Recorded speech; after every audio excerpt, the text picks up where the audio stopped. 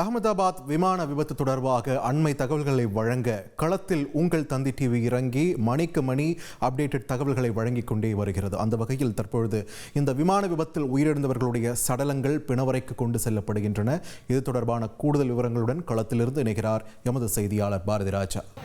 அகமதாபாத் ஏர் India விமான விபத்தில் உயிரிழந்தவர்களின் உடல் இங்கே சிவில் மருத்துவமனையில் வைக்கப்பட்டிருக்கிறது.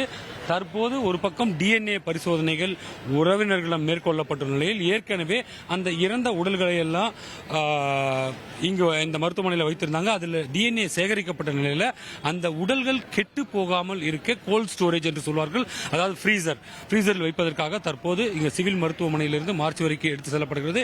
இதற்கான பிரத்யேக என்றால் இதன் உயிரிழப்பு எண்ணிக்கை என்ன என்பதை பார்த்தால் 240 தாண்டி இருக்கிறது. ஏற்கனவே விமானத்தில் மட்டுமே 241 பேர், அது போக சிவிலியன்ஸ் என்று சொல்வார்கள். இங்கு மருத்துவக் கல்லூரியில் மாணவர்கள் 5 பேர், ஒரு மருத்துவர், அவரது மனைவி என 248 பேர் உயிரிழந்திருப்பதாக அதிகாரப்பூர்வ தகவல் இருக்குது.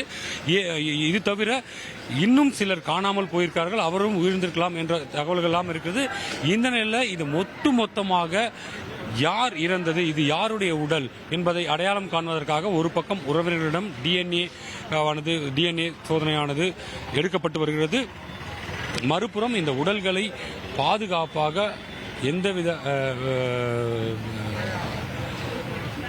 பிரச்சனையும் ஏற்படாமல் இருக்க குளிர்பெட்டியில், அதாவது ஃப்ரீசர் பாக்ஸில் வைப்பதற்காக கொண்டு செல்லப்படுகிறது.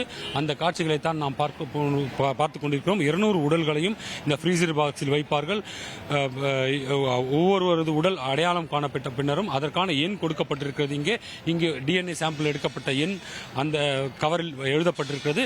அந்த எண்ணின்படி எந்த உறவினருடன் டிஎன்ஏ மேட்ச் ஆகிறதோ அந்த உடலை அந்த உறவினருக்கு, சம்பந்தப்பட்ட உறவினருக்கு வழங்குவார்கள். அதுவரை இந்த உடல்கள் அனைத்துமே ஃப்ரீசர் பாக்ஸில் தான் இருக்கும். உங்கள் தந்தி 1 தொலைக்காட்சியில் கணபதியே வருவாய் தினமும் காலை 7 மணிக்கு காணத் தவறாதீர்கள்.